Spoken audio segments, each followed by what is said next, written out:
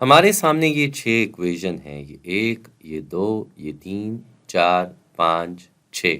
और अगर हम गौर से देखें तो हर इक्वेशन में कोई एक आइटम नहीं है, कोई एक चीज़ गायब है और हमें इनके बारे में पता करना है कि आखिर ये क्या हैं, कौन है। अब पहली इक्वेशन ही को देख लें।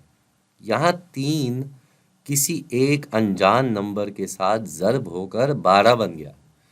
तो ज़र्ब के लिए तो हमें पारों के बारे में पता होना चाहिए, यानी कि इधर हम 3 के पारों में देखेंगे कि कौन से नंबर पे जाके 12 बनता है।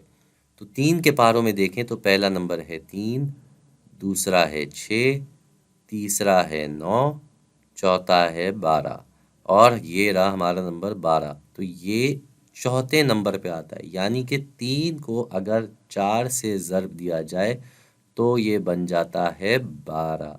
चलें जी, एक सवाल हो गया, 5 रहते हैं। अब यहाँ दूसरे सवाल पे हम आए तो कोई एक अनजान नंबर है जिसे आप 4 हिस्सों में तकसीम करें तो 6 बनता है। अच्छा जी, 4 हिस्सों में तकसीम हो रहा है एक नंबर और 6 बन रहा है। अब हम पिछली वीडियोस में ये बात कर चुके हैं कि ज़र्ब जो है वो तकसीम का उलट है, यानी कि जिस नंबर से भी यहाँ तकसीम हो के ये बना, इन दोनों को आपस में ज़र्ब करके हम इस बड़े नंबर पे आ सकते हैं। तो 4 और 6 को हमें आपस में ज़र्ब करना होगा। तो 4 और 6 जब आपस में ज़र्ब हो जाते हैं तो वो बन जाते हैं 24, यानी कि इधर हमारा जवाब हुआ 24। अब आ जाते हैं तीसरे सवाल पे। यहाँ पे 54 एक नंबर है जो 9 को किसी एक अनजान नंबर से ज़र्ब देकर मिला। तो क्या करेंगे हम 9 के पारे देखेंगे। 9 के पारे हम अगर देखें तो पहला नंबर 9, दूसरा नंबर 18, तीसरा नंबर 27, चौथा नंबर 36, पांचवा नंबर 45 और छठा नंबर 54। यानी कि 9 को जब हम 6 से ज़र्ब देते हैं तो जवाब आ जाता है 54। तो यहाँ हमारा जवाब हुआ 6। अब आ जाते हैं हम चौथे सवाल पे। भाई 9 नंबर हमारे पास आया और कैसे आया? किसी अनजान नंबर को हमने 8 हिस्सों में तकसीम किया तो 9 बन गया। तो यहाँ पे हमें क्या करना है? जैसा यहाँ दूसरे सवाल में हमने किया था कि ज़र्ब जो है वो तकसीम का उलट है।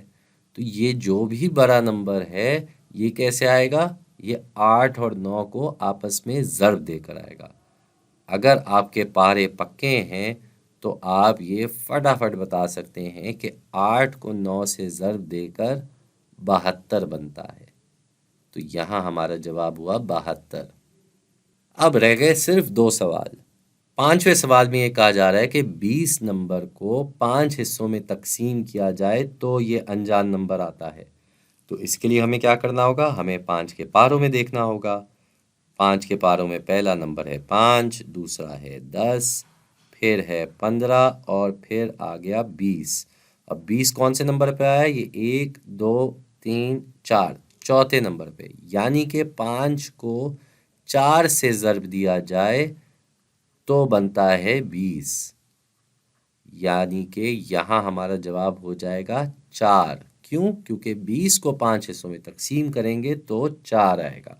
आ गए हम आखिरी सवाल पे। कोई एक ऐसा नंबर है जिसको 2 से ज़र्ब दिया जाए तो 14 बनता है। अब हमें यह अनजान नंबर नहीं पता, तो हम क्या करेंगे? हम 2 के पारों में देखेंगे। तो 2 के पारों में अगर हम देखें तो 2 आएगा, फिर 4 आएगा, फिर 6, फिर 8, फिर 10, फिर 12 और फिर आ गया 14। यानी कि कौन सा टर्म था ये? कौन सा नंबर था? ये पहला, दूसरा, तीसरा, चौथा, पांचवा, छठा और सातवां।